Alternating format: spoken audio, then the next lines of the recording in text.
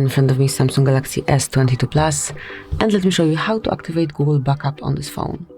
So at first you need to reach Settings, then find and select Accounts and Backup, and click on Backup Data under Google Drive.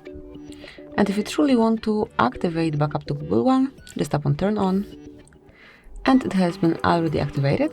However, if you do not have Google account connected with this phone, you'll have to provide email address and also the password. Then it will be done. So this is it. That will be all. This is how you can smoothly and easily activate Google Backup. Thank you for watching. Please subscribe our channel and leave the thumbs up.